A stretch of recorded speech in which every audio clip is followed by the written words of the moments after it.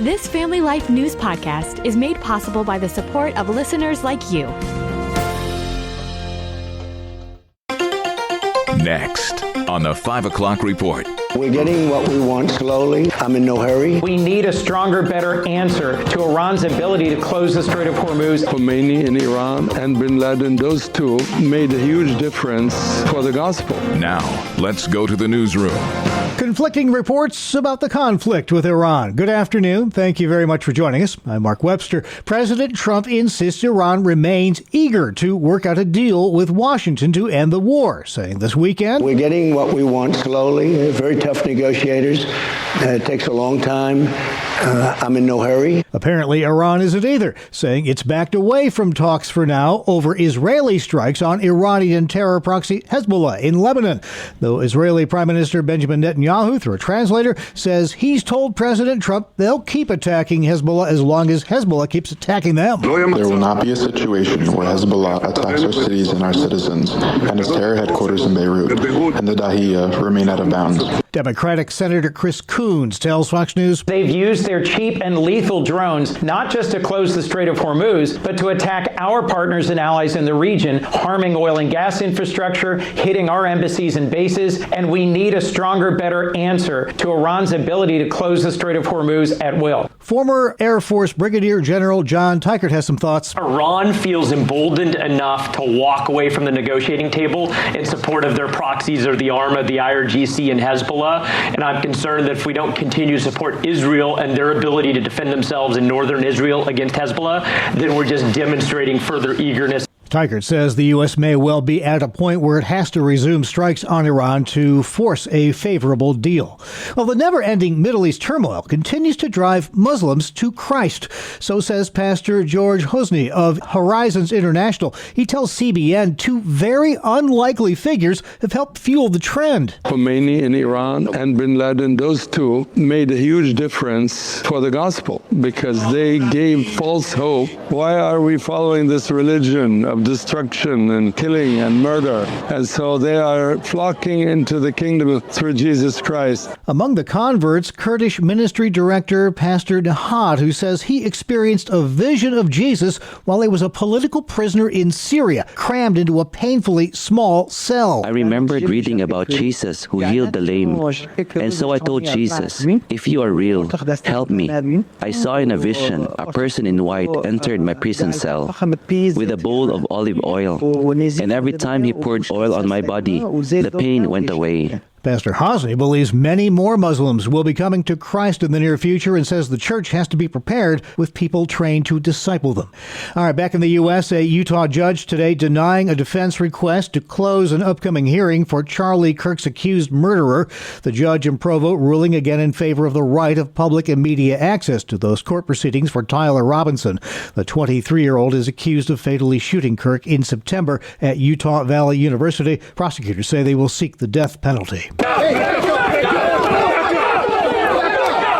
Continuous clashes outside of a privately run New Jersey ICE detention facility. At least 20 arrests in the most recent confrontation between police and what many say are professional agitators stirring up trouble there. New Jersey Governor Mickey Sherrill. ICE is behind the facility's gate and not on our streets. And we're maintaining our laser focus on pushing for better conditions and transparency. Meantime, on Capitol Hill, an immigration enforcement funding bill remains stalled, despite today being the self-imposed deadline for Republicans to pass that legislation. Some health news next. An experimental drug nearly doubling survival rates for people with advanced pancreatic cancer. This is a new medicine that blocks a really critical part of how pancreatic cancer grows. Dr. Brian Wolpin with the Dana-Farber Cancer Institute, who led studies for the drug called daraxonrasib. Those studies found that patients with spreading pancreatic cancer who took the drug after already going through chemo lived twice as long as those on chemotherapy alone. Debbie Orcutt is living proof. Diagnosed with stage 4 pancreatic cancer, she started taking that experimental drug after her chemo stopped working and says her cancer has not only stopped growing, it shrunk by 80%. I just feel like God's given me another chance. You better make the most of it and do all good things. And I try. I really do try. The drug targets a gene that works like an on-off switch for cell growth. And one other health note, a new study says melatonin supplements could help night shift workers boost their body's DNA repair process.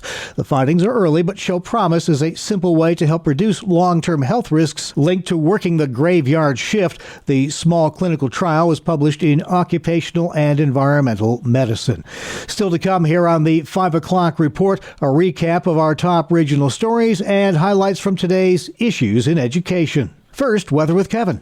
I'm Kevin Williams, and here is your Family Life regional weather forecast. Lots of serene weather seen in our area. Whether you're in the Poconos, the Catskills, the Laurel Highlands, you're on the shores of Lake Erie, Lake Ontario, you're in the Finger Lakes or the Twin Tiers, high pressure will rule. The weather stays quiet and dry and fair with an ever so gradual warming trend. The call for tonight, clear. There'll be some patchy valley fog late, low temperatures 40s and low 50s. But tomorrow and Wednesday, nice day, sunshine prevails, though some wispy high clouds will dull the sun at times. They'll be turning a little bit warmer as well. High temperatures tomorrow in the 70s, high temperatures Wednesday in the 70s, and lower 80s. Cooler both afternoons, very close to Lake Erie, Lake Ontario. Okay, thanks, Kevin. Now checking the stories making news where you live across New York and Pennsylvania. Pennsylvania lawmakers back in Harrisburg today after a month-long break for the primary election. Priority number one, finish up the state budget. Matthew Niddle is head of the Independent Fiscal Office and tells WHT-MPA spending more than it makes. We have about $8 billion in savings, and we'll have to use up a little more than half of that next year. And it addresses the issue for 1 year, but in 27-28, the next year, we won't have enough money. The PA budget's due on June 30th. State Rep Paul Takak, meantime, is backing legislation to regulate data centers in PA, especially in regard to how they consume electricity and water. These data centers can consume up to 5 million gallons of water a day. And what we want to make sure is that they're accurately reporting those and allowing the state to monitor and regulate very large users of our water, which is a shared resource. Within the past few months, the Pennsylvania House of Representatives has passed 4 bills aimed at regulating those data centers. New York lawmakers back in Albany, too, after finally passing their very late budget last week. Their session ends on Thursday, though a number of bills remain on the table. A couple include one about ticket scalping, another about new rules for pricing goods. A gap in Pennsylvania law has put fire companies and county treasurers at odds. Family Life Sarah Harnish breaks it down. It's all over online raffles. Center County's chief financial officer has warned that fire companies who host them may have their gaming licenses revoked. It stems from a gap in Pennsylvania law that covers small games of chance, but doesn't specifically address online raffles. Fire companies say the virtual events build on traditional fundraising like donation drives, carnivals, pancake breakfasts, and chicken dinners, which help them pay for gear, fuel, and trucks.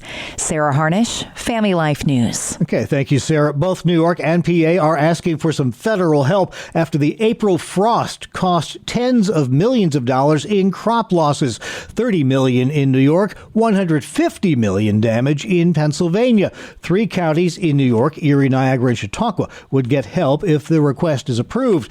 Aid has already been approved in Pennsylvania. U.S. Ag Secretary Brooke Rollins issued a natural disaster declaration last week for 17 PA counties to provide emergency loans and federal aid for fruit farmers, though thankfully not every county was hard hit. Lakeland Orchards farm manager Julianne Roba telling WNEP. Yes, so we got really lucky with that freeze. A lot of fellow farmers of ours had a hard time with that freeze back like April 20th, April 21st.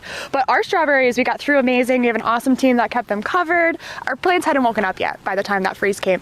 The Orchard Strawberry Festival in Scott Township in eastern PA kicks off Thursday. We're on 8 acres of strawberries. We have all different varieties too. So we plant them actually based on what's going to ripen earlier to what's going to ripen later. We have varieties that are ripe right now, and we also have some. It's called Malvina. It's a later one, and those are picking at the 4th of July. So we will be picking for a while here at the orchard. While PA and New York both have large strawberry crops, they're dwarfed by California, which produces roughly 90% of the fresh strawberries consumed in the U.S. every year. Up next, highlights from today's issues in education as our Bob Price quizzes Dr. Ralph Kerr with the Teaching and Learning Institute in Houghton, New York, about the trending topics in New York schools, beginning with the recent statewide school budget votes. 96% of the school budgets passed. What happens in those districts where they didn't pass? There was at least 9 or 10 in our listening area where that was the case. Yeah, well, the overall percentage was strong as it usually is. Again, the voter turnout was not near as strong as I'd like it to be. But in those districts that the voters said no, the board has to really grapple with a couple of ideas. One is to go to a contingent budget right away or re-vote, and they can do that on June 19th. Under the contingent budget, if the board decides to do that, it would mean that they're not able to buy any new equipment, non-essential maintenance, capital expenses are put off, the public use of buildings. If it costs the district any money, which I can't imagine any time people are in the building, there isn't some costs, but that would be not allowed anymore.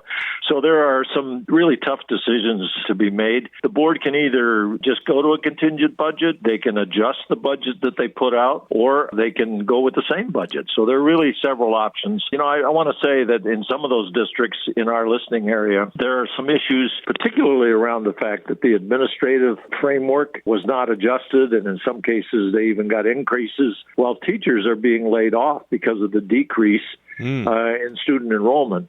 But let me just say this. The administration is limited by law in terms of the cuts they can make there. There can be a shared superintendent, and in some places that's been tried, and I have to say that unfortunately it's not worked well in most cases, and primarily because the board in the shared districts think that the superintendent is spending too much time in the other district, so it just makes for really tough things. At the principal level, and I know this from personal experience when I was working, we tried to share a principal between two schools that were a mile apart, and the state education department blocked that because there is a law that says you can't share principals.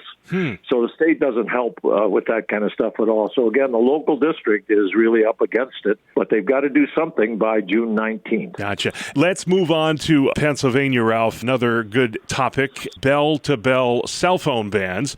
There's legislation there. Senate Bill 1014 awaiting House approval. This is the first statewide bell-to-bell ban at school, and this is legislation that's kind of similar to New York's ban, which has been in effect for a year now. Where do things stand here in Pennsylvania with this effort to get the digital distractions out of the classroom? Well, I have to tell you that the effort has not been really strong in Pennsylvania. This bill was originally introduced in August of last year. Here we sit 9 months later, and it's still not approved, even though 38 other states have already approved the bell-to-bell cell phone ban. It did pass the Senate. It went to the House. There were some amendments there. The final version in the House carried amendments that the Senate bill didn't have. So now it's gone back to the Senate, and they'll have to have a conference to decide if they'll accept the amendments. Again, my point is, no wonder people are frustrated with government in terms of something as simple as this that over the last year has shown in every place great benefits for the schools and the students. Thank you, gentlemen. You can hear the entire feature and all of our Family Life original news features at Apple Podcasts, YouTube, Spotify, and FamilyLife.org. This is the 5 o'clock report on Family Life. Debt often feels like freedom up front, but it can limit freedom later. Hi, I'm Rob West with the Faith and Finance Minute. Proverbs 22:7 says, "The borrower is slave to the lender." Scripture doesn't call debt sinful, but it does warn us that debt creates obligations that can weigh heavily on our lives. Sometimes the greatest cost of debt isn't interest, it's availability. When every dollar is already committed, it becomes harder to respond when God prompts us to give, serve, or meet a need. God's desire isn't to burden you with guilt, it's to lead you into freedom. Freedom to give, freedom to serve, freedom to respond when He calls. So if debt is weighing you down, take a step in that direction today. Pay down what you can, live within your means, and trust God as your provider. We can help you learn to manage your money according to biblical principles when you download the free FaithFi app. You'll find it on our website at faithfi.com. Thank you, Rob. Finally at 5, after 35 years of teaching second grade at Westwood Elementary outside of Des Moines, Iowa, safe to say Mrs. Rolfe left an indelible impression on her kids. I loved how she was sweet and kind, and she always helped us. Now, usually when a teacher retires, they're the ones getting parting gifts, but that's just not how Kim Rolfe rolls. This kind-hearted teacher is instead leaving her final class with one final lesson in love and generosity, having spent the entire school year making custom quilts for every one of her 22 kids, each with special details reflecting the students' favorite things. She tells KCCI. I love teaching and I love quilting, so we'll give them a little bit of share my love with them as they leave, and I end my chapter in teaching. They're my kids when I have them. Sit down. So I have 2 of my own, but every class, they're my kids that year, and then I always remember them. So this was like my chance to let them remember me too. And no doubt they will. It makes me happy. Very, very, very happy. And Mrs. Rolfe's parting wish for each of those kids? Just to know that I love them. They won't soon forget her or her them. I still remember my kindergarten teacher for that same sort of kindness. Thank you, Mrs. Springer. And that's the world we live in from Monday, June 1st, 2026. Thanks again for joining us. I'm Mark Webster, Family Life News. Thank you for listening to this Family Life News podcast. If you've been encouraged by what you've heard, please share it with others and click the subscribe button to automatically receive future episodes. Family Life is a listener-supported ministry. Podcasts like this are made possible by your financial partnership. Find out more at familylife.org.